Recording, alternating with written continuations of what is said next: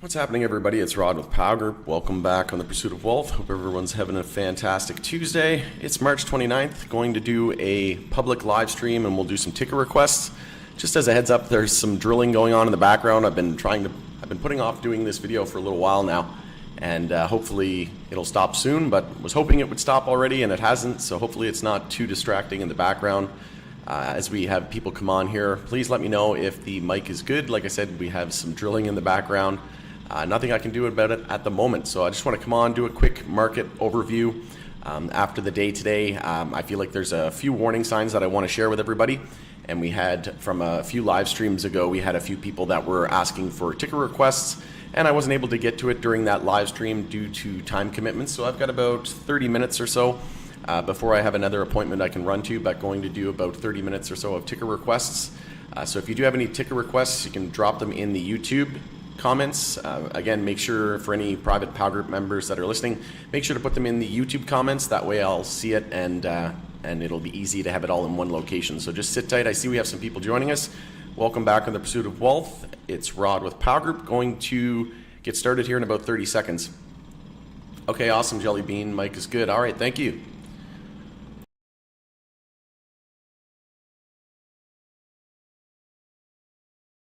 We'll just give it another 10 to 20 seconds and we'll get started with today's live stream.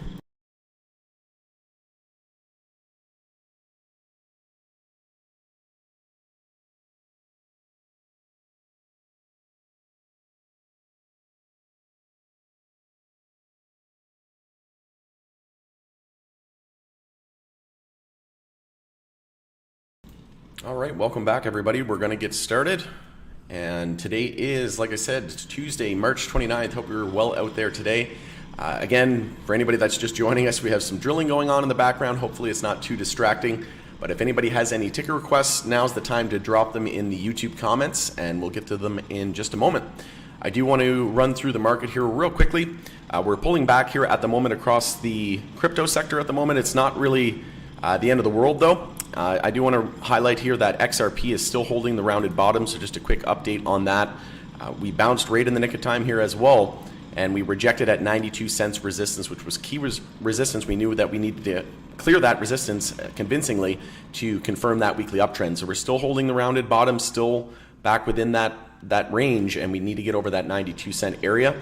If we take a look at Bitcoin at the moment on the weekly time frame, we're still above weekly resistance there at 45,855, and like I said, we could see those EMAs cross bullish. So no major red flags right now across the crypto space. We're about midway through the week, not quite, but 5 days left on this candle. So tomorrow there'll be 4 days left, and we'll be close to midway through that weekly candle. But the next resistance that we're looking at is 52,100 on Coinbase. And like I said, we could see those weekly. We also had a PowBot buy algo alert go off on Bitcoin and a few other top tier names like Ethereum and Litecoin. So that is going to be interesting to see. We knew we had PowBot buy alerts go off on Riot and Hive as well. And it's just the whole space right now, the whole crypto space, the whole broader market is basically pointing to a lot higher prices. And like I said, we did have that daily death cross on QQQ, and if we bring up SPY, we had the daily death cross on that as well, which was the first time since the March 2020 lows of C19. So this, usually we don't see, it doesn't, just because they crossed and we have that death cross occur, doesn't mean that we're going to see immediate downside. It could take a couple of weeks, and like I said, if we take a look at SPY on the weekly time frame, we're still seeing this macro indicators extremely bullish. Look at the stochastic here today, really starting to ascend, and it's looking real good. If you would have told me, or anybody really for that matter, that we'd be back this close to all-time highs, I think anybody would probably have questioned it.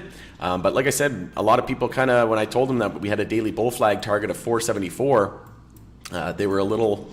It didn't really get a whole lot of traction, let's put it that way. And here we are, we're getting close to that. How far are we away? Not even 3% away from that target confirmed there from the daily bull flag. And like I said, we have the all-time high there. We'll bring it up on the weekly. It's a little bit easier to see, get rid of those lines. But you can see here we have no weekly resistance now on the S&P 500 all the way up to the all-time high at 479.98. There's talks that Russia and Ukraine are sort of making progress on peace talks, so that could obviously send us back to all-time highs, but we need to be cautious here on what happened the last time we had a huge bubble in the tech industry, and that was back in the dot-com days, where when we peaked, it took about a couple of years to see the bottom, and we dropped over 50%, and we formed a monthly lower high. So if we see something similar, this is the fractal from the bust. We could see that monthly lower high and then a downtrend and a prolonged bear market. That's basically what I'm looking for, and we just need to be cautious here as we approach the all-time high, not to get too greedy, not to get the bull blinders on, and now is the time to develop a plan, right? If you don't have a plan, now is the time, because I don't know how many people when we were down here at around getting close to 400 on SPY, I can't count the amount of people that said, I wish I would have taken profits. So now's the time. We're seeing those weekly EMA 12 and 26 bull crosses as well on the S&P 500. So that likely indicates that we're likely going to see that here on Bitcoin. But what I would likely anticipate is a monthly lower high on Bitcoin. We potentially come down, form a lower low, enter a monthly downtrend, and then that's going to be when we form that lower high and then we come back down, that's going to be when altcoin season goes. And then I think we're going to see the whole crypto space and the whole broader market after alt season really take a back seat, right, and a step backwards, and we're going to see the whole landscape shift basically, and we're going to likely confirm monthly downtrends if I had to guess, and that would be the first time since don't have a crystal ball, but that would be the first time since 2008. So we're due. We know we've been in a bull market since 2008 really, and it's just a matter of time. So I can see here I am running a little short on time. I've got about 20 minutes or so before I have to run to an appointment. So I'm going to jump straight in. I'm not going to cover I just want to cover that because the broader market and Bitcoin are the strongest at the moment, and we know Tesla as well. Tesla, I do want to mention, we need to be cautious on Tesla. We have gone how many days in a row now? 10 trading days. Tomorrow will be 11 trading days if we don't lose the low of the day today. So the low of the day today at 1,073.11 is going to be absolutely critical for Tesla going into tomorrow. If we lose that level, that's going to be the first time in 10 consecutive days that we didn't break to a new low. We held the low of the previous daily candle. So like I said, don't be surprised on Tesla if we pull back to the EMAs here. That's well over 10% away. You could easily see 10 to 15% pullback in Tesla, and do not be concerned. That's just going to be healthy because the last support level we have is at 756.04. That's a long ways away. We're talking about over 30%, and that's just the nature of these moves, right? When we see these huge moves up, we need to, I already got that drawn out. So we can see here we're respecting that line here as well. We can even adjust it a little bit to use the real candle bodies. But if you want to play it a little bit more aggressive, maybe you want to wait until one of these candle bodies closes outside of that, not just a drop below the previous daily candle low. You want to potentially watch that uptrend. So it really depends. Some people use the wicks, some people use the bodies. I like to use the bodies. I find it more accurate, and you get a lot of those scam wicks and fake outs and stop loss hunting and things of that nature. And I'm more of a swing trader and investor, and that just fits my style a little bit better than most other things. So like I said, that's pretty much all I wanted. I'm not going to do a review of the MJ industry unless you guys have a ticker request that ends up being in there, but it's basically just the same thing. We're looking for weekly uptrends and monthly uptrends to confirm before we know that the sector really is really going to turn it around and create a new bull market. So taking a look at the mic here, I have LEV. Taking a look at the chat here, I have LEV and LSPD. You can pick any of the two. Yeah, we can take a look at both of them. I know it's a little bit later in the evening. I tried to get the video out right after market close, but the drilling started going on, and hopefully it's not too bad in the background here, but absolutely we can take a look at those. Let's take a look at LEV. LEV's been one on my list as well, and they're now on the NYSE as well, which is great to see. But it basically looks like MJ. So a lot of these high risk assets, and especially LEV would be one of the lower market caps, so a little bit more risk involved. But just taking a look at the weekly time frame, so the weekly bounce is underway, but we didn't really change the weekly trend. We had a lower high and lower low, weekly downtrend. You can see we've been in one for the past, well, we had that huge bounce here where we negated the weekly downtrend, but look where we were rejected right at EMA 26. So EMA 12 was resistance, and then we got above it, but we rejected at EMA 26, that white line. And then again, EMA 12 has just been rejecting, but we had that weekly downtrend confirm. You can see here, we had the high, low, lower high, held the support, broke to a higher high, ended up being a pretty nasty trap actually. We had the low, high, higher, low, and we were confirming the weekly uptrend, and we had a lack of resistance all the way up to that $35 area, and a lot of people probably got trapped there, right? So anybody who entered there around there is completely underwater. You're down, you know, almost 70%, and it was a complete bull trap. Then we formed, look how quickly we reversed it as well. We went low, high, higher, low, higher, high into weekly consolidation, lower high, lower low, weekly downtrend confirmed. So once we lost that low there at 1728, that's what confirmed the lower high and lower low, and we broke that. We confirmed the weekly downtrend there on the first week of July, and we've been in a downtrend ever since, right? We had that lower high, and then here we broke the lower high pattern. So that means that we broke the weekly downtrend, but we failed to confirm a weekly uptrend. Rejected that EMA, again, lower high, lower low, back into a weekly downtrend. So now we're just looking for as big of a bounce as possible. This is all coming off the lows. So what we're looking at is we're looking for as big of a bounce as possible to come down, form that higher low, and give us that space and breathing room to form that weekly higher low that we know that has to form, and followed by the higher high. So let's just say, in theory, 921 was our high here that we're going to see, and then we go into weekly consolidation into next week. We would be looking for a higher low compared to the low there at 677, and then if resistance at 921 broke after weekly consolidation occurred, then that would confirm, and if we saw follow through, that would be considered a higher high, and it would be confirmed. So if you're looking for long-term entries, you could be entering on the next weekly higher low. So if we do lose the low of last week at 853 this week, that means weekly consolidation is underway, and we're just looking for a higher low compared to 677. So maybe you're waiting for that pullback and that weekly higher low. So maybe look to enter there around the $8 area. You could take the scale-in approach as well if you're a little bit more aggressive. I mean, if you're looking long-term, I mean, from the all-time high here, we're down 80%, right? From the high to the low, from current prices, we're down about 75%. So if that, you know, a 75% pullback, yes, we could continue to slide from here. It's entirely possible. But if you're a little bit more aggressive, perhaps you want to take a position now when we confirm this weekly uptrend. At the moment, you could potentially say it's a daily bull flag.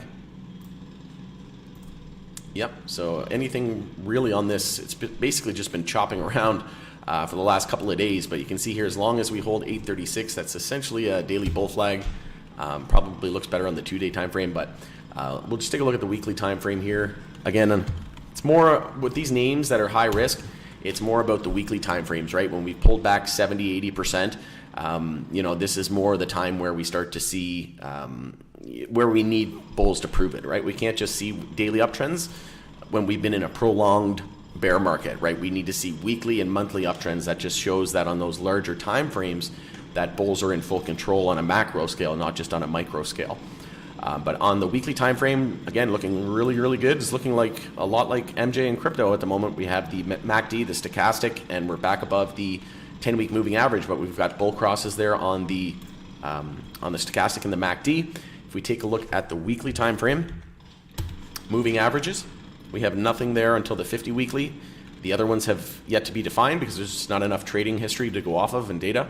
But we have the next resistance there at 1271, so not really any nearby resistance from that. In terms of the daily time frame, we'll have some averages there though.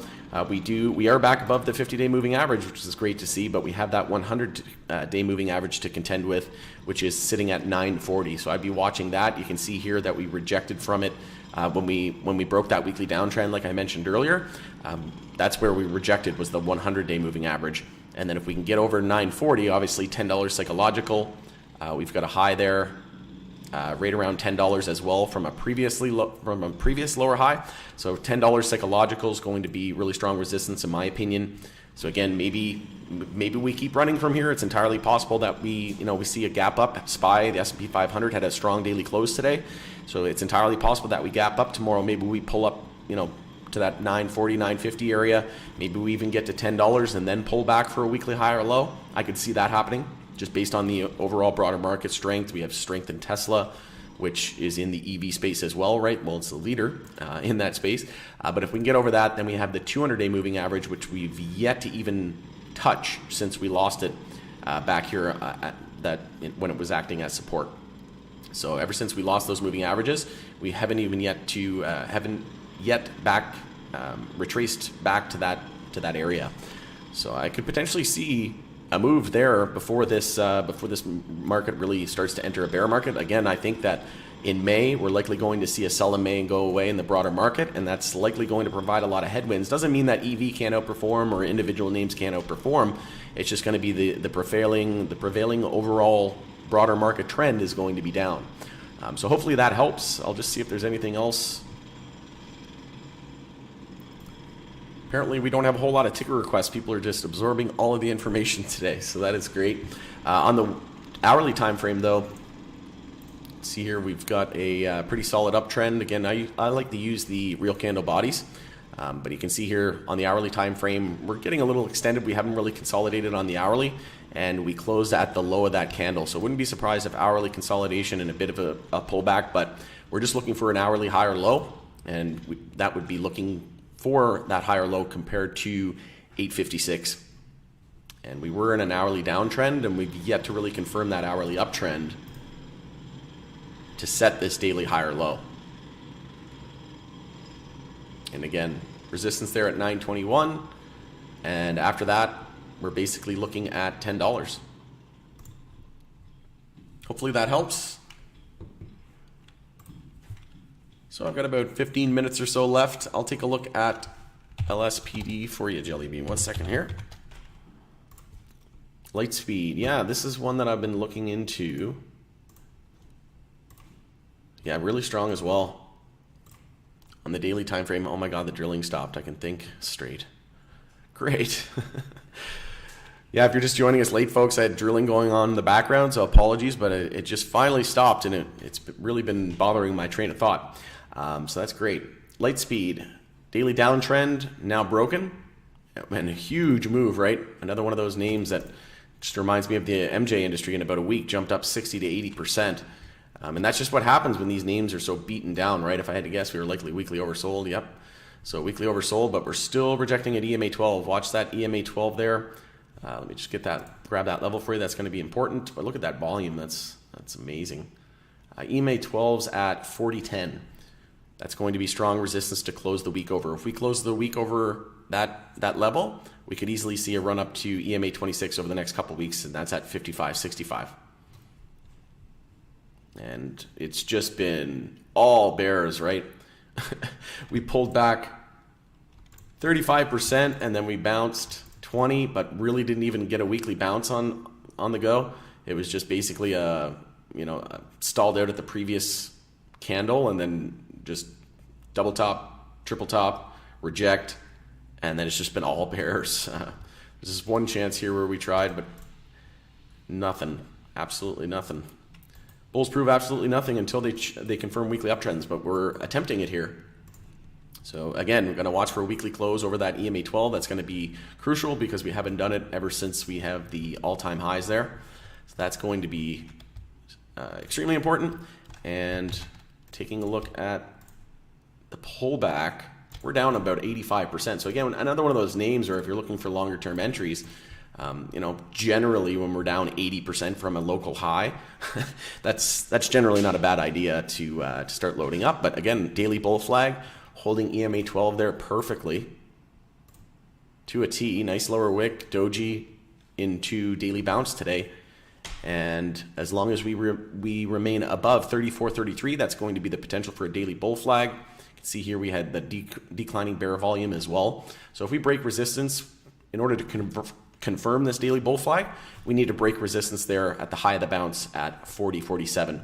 We also didn't confirm a daily uptrend yet. So the whole bounce is coming off the lows. This is our daily high or low. How do we know that? Because we zoom into the hourly time frame, and actually, no, we didn't even confirm an hourly uptrend yet. This move's all coming off the low. So a little skeptical. I wouldn't be surprised if we pulled back at least for an hourly high or low. And maybe just given how extended we are on the hourly time frame, now we're getting close to hourly overbought. So generally when we're going to confirm these, like it's a daily uptrend confirming, which we've yet to do. It's a daily bull flag. So the fact that we're this extended on the hourly time frame tells me that and then SPY is likely due to cool off as well. Tesla we know is probably due any day and has been leading the market.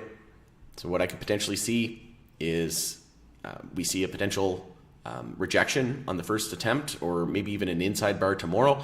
Bulls regain their composure. We see hourly consolidation, form a healthy hourly high or low somewhere around that $38 area, and then confirm an hourly uptrend. If we confirm the hourly uptrend and cool off RSI levels, that's going to give us more confidence that on the daily time frame when we zoom out that we're going to confirm this daily uptrend and the daily bull flag. And if we do confirm that daily uptrend and daily bull flag, we could expect a target of around $50. So if you're wondering what is your price target, your take profit, somewhere around that $50, I'd like to probably take it somewhere around the 45 to 48 area, because like I said, it's just when you're getting extended, that would likely put us into daily overbought territory. And when you're getting extended on things like that, right, you don't really want to be the last one to the party. I'd rather be early to the party than late. .to. And then it's probably going to be the same here on the weekly time frame. Super bullish. So yeah, the line electric, no, that's LEV. Why didn't that update? There we go, LSP. Yeah, so extremely bullish. Closed over the 10-week moving average, stochastic, all blasting off, looking real good. I'm so happy that the drilling stopped. Whoops. If you're just joining us, we had some drilling in the background and finally stopped. So that really helped me maintain my train of thought. All right, so we're back testing the 50-day moving average. So that's looking real good. So if you're looking for entries, you could enter with a pretty low risk trade. You could enter with a stop. We have a clear hourly or daily support level to go off of, 35.19. So if you're looking for entries, you could set a stop below $35. Essentially, even at current levels, you're only risking about 10%. And if we were to go to $50, you're looking at another 25% from here. Again, maybe wait for hourly consolidation, try to get it a little closer. Maybe you want to risk 5% or 3%. Maybe you're a little bit more conservative. You're going to wait for, to enter a little bit closer to that support. That could happen as well, because like I said, we know that bulls likely need to take a breather before we attempt the daily trend change and the daily bull flag. So I'd be looking for hourly, somewhere, even 5-minute oversold conditions, really. But if it were me, I would probably be looking at hourly consolidation before entering and then using a hard stop. Also, if you let me know, along with your ticker, the exchange that it's on, that helps me. But also if you want to let me know, like, oh, I'm thinking of buying or I'm thinking of taking profit, that can, provide a little bit more context that can help me tailor the answer and response a little bit better. Hopefully helps you out a little bit more. Jellybean, you're welcome. Thanks for LEV promising. You're welcome. Raul de Souza, sound is good. Oh, I missed that. Thank you for letting me know. Yeah, Jellybean said it was good, so that's great. I had a bit of an echo going on as well, and still getting moved into my condo, and not entirely sure if I'm going to make it a rental property or not. So I'm kind of just trying to hold off a little bit, but that's great that the echo is not too bad. PSFE. Yeah, if you can tell me the exchange as well. So like, no worries. This time here, like PSFE and then the NYSE or the NYSE, that can help. I know in this instance, it's only really one exchange, but sometimes you get multiple tickers, but no worries. So this one's pretty similar as well. We have the low, high, higher, low. We actually confirmed a daily uptrend. You could say we had a bit of a equilibrium here with the low, high, higher, low, lower, high, higher, low. Broke that equilibrium bullish.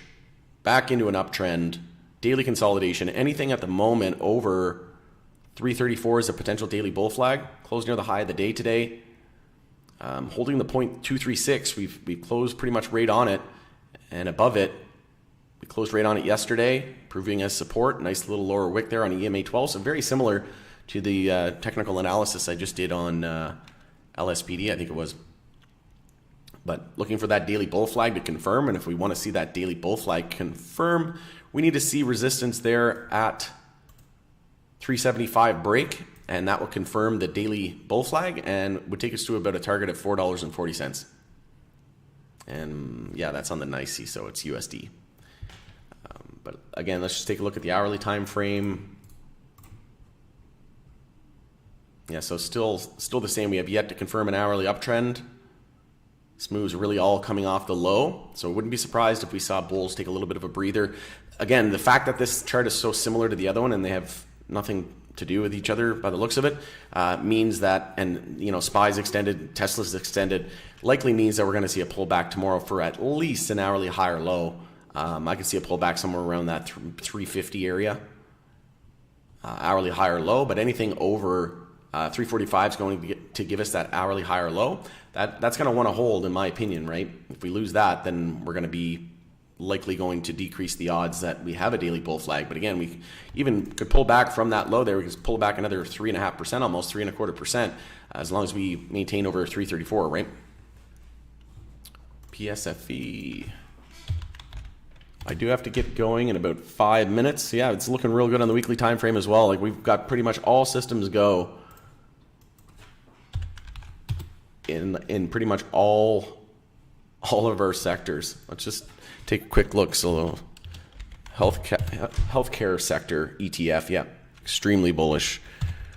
Financial sector, XLF, yeah, we're starting to see a bull cross there. XBI, biotech, 10, the solar sector, extremely bullish. Crypto, Bitcoin, extremely bullish. Like, this is, it looks like the whole market's about to melt faces into, like I said, I think April's going to be like uber bullish across all markets. And then I think we're going to see a blow off top. And then what I think is going to happen, it's going to be a sell in May and go away. Like I said, we had the death cross on QQQ, on SPY, with the 50 crossing down through the 200, first time since the March 2020 C19 lows. And we know we're up about 120% on SPY in a year. You know, most people, a little over a year, most people, you know, from that high there, that was back in December 2021. So, you know, year and a half, essentially thereabouts. Most people are just shooting for 8 to 10% on the S&P 500. So to get 120% in less than a year and a half is quite astonishing, right? So like I said, just if you're looking at a long-term entry, I would, again, not financial advice, not telling you to buy, sell, or hold. This is for entertainment purposes only, but you know, you really have to start being selective with your long-term entries, in my opinion. And if you are starting to enter some long positions and you're looking a year out, 2 years out, or what have you, maybe you want to consider a hedging plan. You know, you can start a position on a short position on the S&P 500. That way, if we do see a huge crash on the S&P 500, you'll profit off of that short, and then whatever name that you're down on as a result of SPY being down, the S&P 500 being down, affecting a lot of individual names, you can take that profit from that short and buy said stock that you were going to just put the money into and hold for a long term, right? Maybe instead of putting 100% into the long-term position, you do 75 and then save 25% cash. You can even just sit in cash and then buy a dip, or you can short the S&P 500, look to grow that cash to be able to have more purchasing power when you go to add that other 25% that you would have otherwise have done just entering 100% long now, right? I just think that is a recipe that's not really a great idea right now. But great. Hopefully that helps. Jesse, let me know. Jellybean, glad that helped. Promising, yeah, you bet. Claudio, hi Rod, where do you see Hexo by end of April? I could see it back around $1.50 to $2 area. If we start to see legalization progress, and like I said, the whole market's just about to rip. Like I can't believe how bullish the weekly indicators are, like across every asset class. So if we do see, you know, this mass euphoria and blow off top, anything's possible. Just look what happened in a few short months last year when it ran all the way from a couple dollars after the split all the way up to about $14 Canadian, right? So again, U.S. legalized. That was on the Dems, basically taking control of the Senate. So what's going to happen when we actually see legalization progress, right?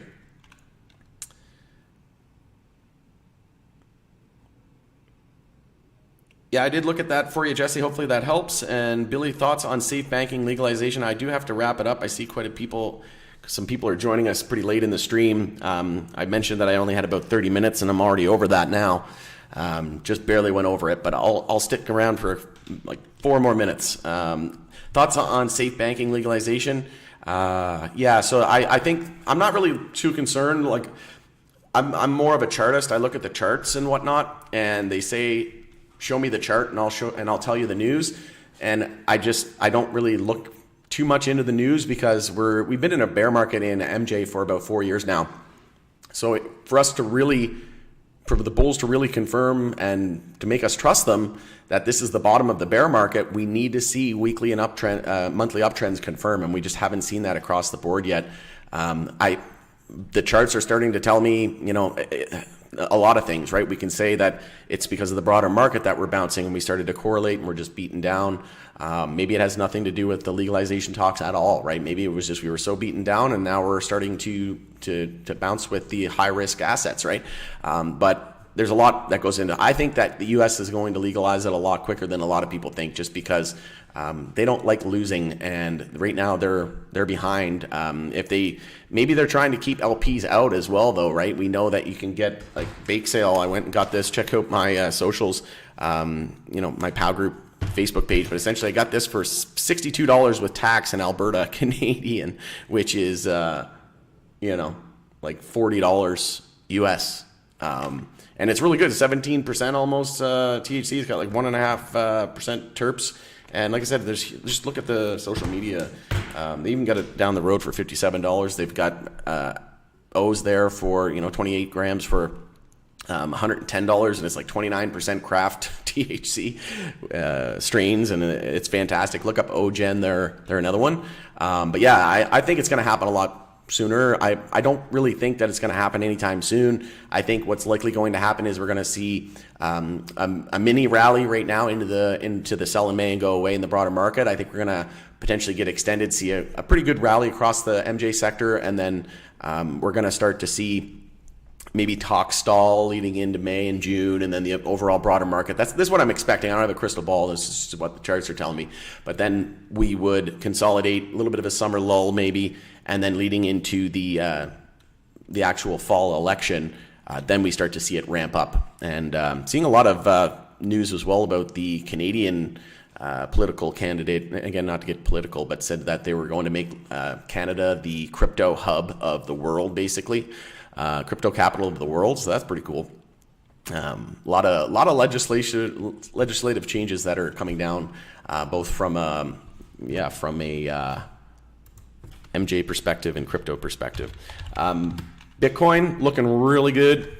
Mentioned earlier, XLM as well, seeing a bull cross of the stochastic MACD well above that 10-week moving average there at 20 cents. That was a key level to get over. XRP has been bullish for a long time now, about a month. We've been back over that. So we're just looking for that weekly uptrend to confirm. 92 cents is key. So watch 92 cents. If we confirm a break of 92 cents, that's going to confirm the weekly uptrend. And just taking a look at XLM.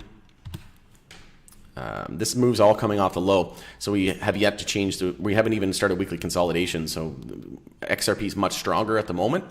And generally, we see XLM follow XRP anyways, and that seems to be the case. It's a bit of a laggard. So I'd be watching, less concerned about XLM at the moment. I mean, news can change that, right? We could potentially see something happen tomorrow where, I don't know, Stellar partners with Microsoft. I don't know. I'm not saying that's going to happen, but I realized I wasn't sharing my screen there with you there. But yeah, so we're just looking at that 92 cent area on XRP and looking to confirm that weekly uptrend. Bitcoin has already done it, so it's going to increase the odds that we can see that. But I did do an update on it earlier. Maybe go back and look at it as well. But I'll just bring it up here real quick for you. So the rounded bottom update, if we use log scale, you use the curved line, you can see here that all the way from the 11-cent low to the 17-cent low at the SEC. We're still holding this rounded bottom, and look where we held at the bottom today, touching that line again, and we're still holding it. So I really want to see us hold. I wouldn't want to see us really drop below 82 cents. If we drop below 82 cents, I mean, we could see a wick and a bit of a fake out, because a lot of people are probably looking at this now. But yeah, I wouldn't want to see us close a candle below 82 cents on the weekly going forward, or else that could mean that we could easily come back down here, maybe test support at around 72 cents, maybe even this higher low all the way down at 62 cents. But again, I'm on Team Bull. I think that just based on what I'm seeing across all of our asset classes, it looks like we're in for a face ripper rally here into April. So hopefully that helps. Again, quick update because I got to go. My appointment's in less than 9 minutes now. Thank you for LSPD. You really like your TA, but I need more than $50. You must have a higher average, do you? Yeah, well, if you're in it for the long term, then, just like I said, maybe consider a hedging plan. Hopefully that helps. Billy Ray and Meparatus. Meparatus? Must be Meparatus. Awesome, Jelly Bean. Glad that helped. Jesse, that's awesome. Thank you, bro. You're welcome. You're welcome, my man. All right. PT for price target for XRP and XLM. Yeah, XLM, $5. XRP, $10. On the high end, I could see $7 or $8 for XLM, and on the high end, $15 to $20 for XRP. Should we take our profits on Hexo at the end of April and buy back in July? That's a great question. That's a potential. I've got a short-term account and a long-term account. So personally, I don't sell any. I'm not going to sell anything in my long-term account. I've got my average down on Hexo and on a lot of MJ down pretty low. I think my average in my long-term account is $1.60 something now, Canadian, which is pretty low. Like, we're not too far from that now. So I'm just going to hold that. And in my long-term account, I use a little bit less capital. That helps with emotions. And if you do see more downside, right, it's not the end of the world. You can save a little bit of cash in the bank and then add more. I think a lot of people end up going too heavy too quickly, and that ends up kind of biting them, and then their average is so high that they're just not able to do that, right? So another thing to do, if you don't want to liquidate your longs, if you're going to incur capital gains, like, I can't tell you what to do because I don't know your situation. Everybody, you can meet 1,000 people with a different risk profile and whatnot, all different than the last, right? So I'm not a financial advisor. This is for entertainment purposes only. I can't tell you what to do, but I could say that maybe you want to sell half. That way you're right either way. That's probably what I would do if I felt like I was a little heavy. And if I would be angry at myself for not taking profits, then yeah, maybe you want to trim half, and then that way you're right either way. If it keeps going up, you still get half, and if it goes down, then you can reload with that other half. Another option is to short the S&P 500, like I mentioned earlier, and then potentially take that profits from a big drop in the broader market, which would likely drop Hexo and MJ, and then take the profit off of that S&P 500 short, and then take those profits and then invest it into whatever name like Hexo that would probably be beaten down as a result of that pullback in the broader market, right? And then you're able to increase your shares that way and your buying power. So hopefully that helps. Let me know if it doesn't, but thanks, Mananja. Yeah, I think I said that right. Thanks, bro. You're welcome, dude. Jelly Bean, thank you. Thank you. Thank you for joining us on The Pursuit of Wealth again, everybody. It's always a blast coming on here. And yeah, going to sign out. Got about 5 minutes to make it to my appointment. Benefits of living downtown. Everything's about 5 minutes away anyway. But hey, if I'm a few minutes late, who cares, right? All right, going to end it there. Thank you, Claudio. Thank you, Rod. You're welcome, my friend. Looks like that answered your question. Going to end it there, everybody. If you could, smash the like, subscribe to the channel on your way out. Share this with anybody that you may think will find value. I would appreciate it. I always appreciate the support. Also, I see we have quite a bit of people here after about 40 minutes. So appreciate you watching all the way to the end. I got a lot of exciting things that I'm working on at the moment, including a new YouTube intro video, about a 15-second intro video. And it's going to be an animated video. It's going to have all these different crazy 3D modeling with myself in it. Got a pretty cool message and idea and design and overall animated YouTube intro video planned out. It's going to be anywhere from 10 to 15 seconds. Try to keep it a little shorter, but hired somebody to help me with it, and it's coming along real good. Can't wait to show it to you. All right, thanks everybody for joining us on The Pursuit of Wealth. Once again, going to end it there. We'll see you tomorrow. Oh, actually, I may do another video later. I've got the Redican Redibles on the way. They should arrive here like any time in the next couple of hours.